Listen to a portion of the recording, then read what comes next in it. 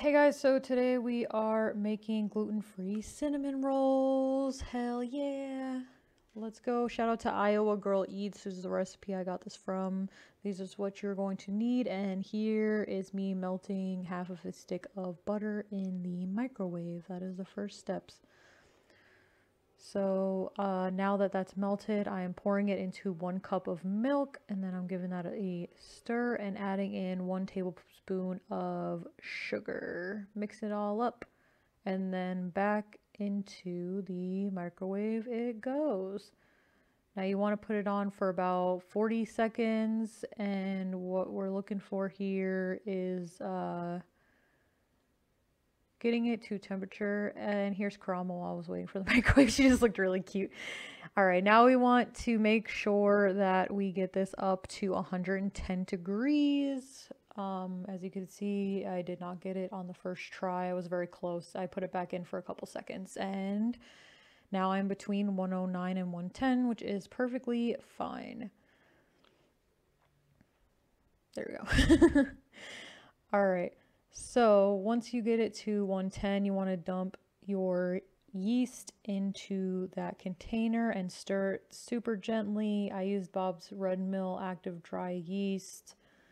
And now you want to go ahead and cover that with a towel.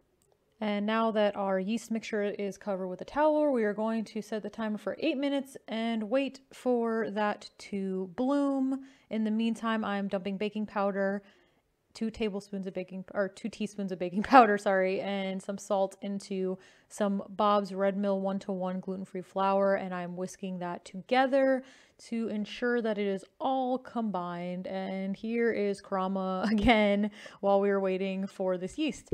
Now the yeast has bloomed. You can see how it has foamed up. If yours does not foam up, that means that your yeast is old. So that's no bueno. You're going to have to start over. Sorry. I'm sorry that you have to hear it from me.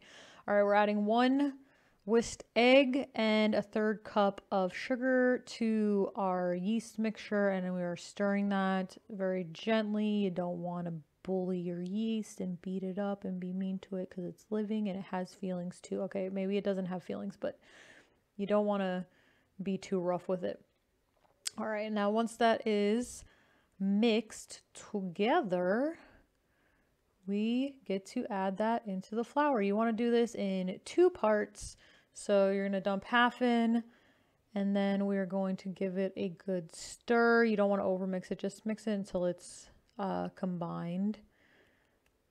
And then once that is stirred in, we can dump in the other half and then mix it all together. Nick is giving me a hand here. Make sure you scrape everything out of your little container that you're using that has the milk and everything in there. It should look like this, like wet cookie dough at the end. Looks great.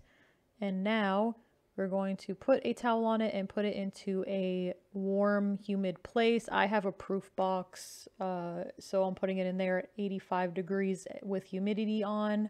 And you want to put it in this warm, moist place for about 1 hour.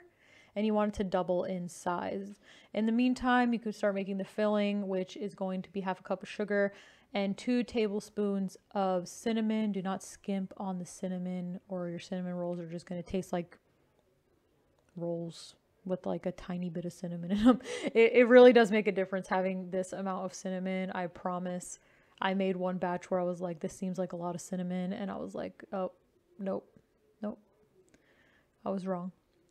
All right, now you want to spray a non-stick pan, and here's our dough, twice the size, and we're going to dump that out onto some parchment. I'm using a bench scraper to get that out. You can use a spatula or anything that you want. This is very sticky. I put on gloves and coated my hands in oil in order to touch this dough because it is very, very sticky.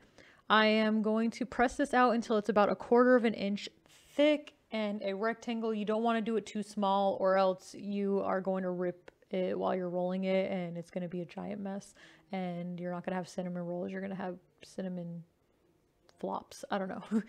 just don't roll it too thin.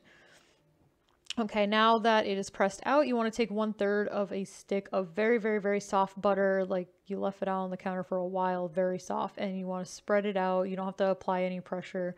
Just spread it out all over the dough, the surface of the dough, and then you want to top that with your cinnamon sugar mixture. I left about 1 inch at the bottom just for rolling purposes. It makes it a little bit easier to roll, so highly recommend. Dumping all that cinnamon sugary goodness all over there.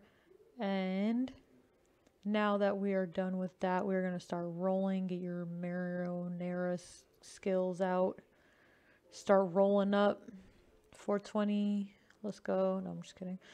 Roll. You want to roll up your cinnamon rolls. I like to tuck that very first roll just to make sure it like goes under.